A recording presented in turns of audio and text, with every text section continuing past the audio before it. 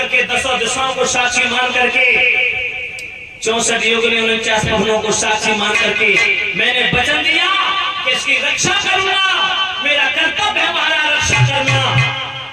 लेकिन आप इतने बड़े परमवीर होकर के, परम सत्ताशाली होकर के तुम्हारी बराबरी करने वाला तो लोक में कोई नहीं है, और फिर भी तुम अपनी बहन के खून से हाथ रख के, अपनी बहन के खून से हाथ रंग के ये पाप अपने सर पे रखना चाहते हो।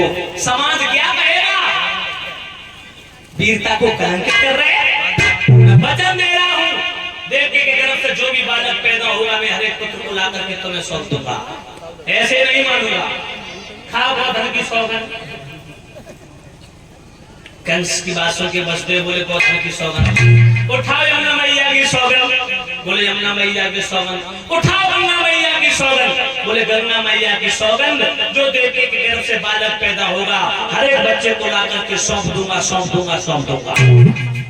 ठीक है बहनोई साहब, अगर तुमने हमारे साथ में विश्वासघात किया तो उसका परिणाम जानते हो, मृत्यु दंड दिया जाएगा। बोले महाराज कैसी बातें कर रहे, मैं वचन दे रहा हूँ। माता बहनों देवी को प्राणों की रक्षा कर ली महाराज बसदेव ने। बोलिए गोविंद भगवान की। और विद्वान और बुद्धिमान व्यक्ति को मृत्यु टालने का प्रयत्न करना चाहिए, तले अथवा ना तले वो प्रारंभ की बात है, लेकिन कोशिश बने तो बचना चाहिए। भाइयों, देवकी बसदेव को कंस ने मारा नहीं बल्कि नजर कैद कर लिया। नजर कैद रोजिना का हालचाल देता है। धीरे धीरे वक्त गुजरता चला गया।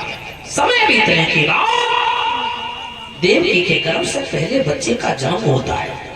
जैसे ही पहले बालक का जन्म हुआ बहनाओ, बसदेव जी ने वो बच्चा दे दिया। देवकी कहले कहां ले जा रहे हो इस बच्चे को?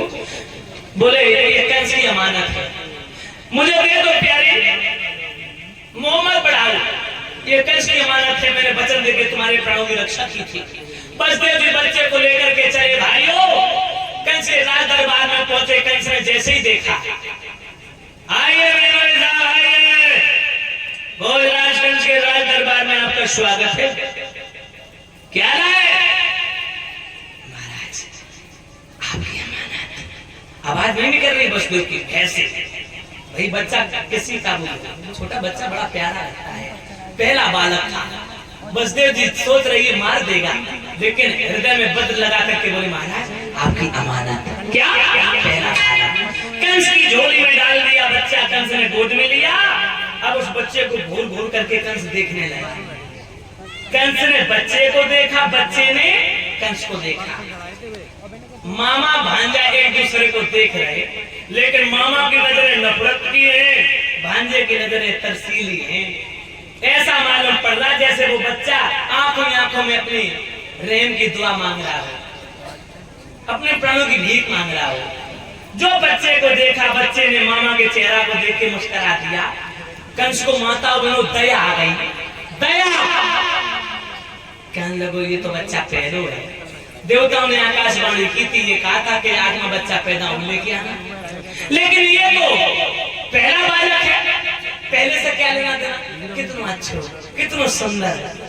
कंस को भक्तो दया आ गई। और छोटा बच्चा किसी का बड़ा प्यारा लगता है। महाराज जी चाहे कुतिया को पिल्ला हो, दूध छोटो प्यार में लगते हैं, चाहे सुवरिया का हो, मानव का ही नहीं, चाहे भैंस का हो, चाहे गाय का हो, चाहे बकरी का हो, छोटा बच्चा हर किसी का प्यारा लगता है।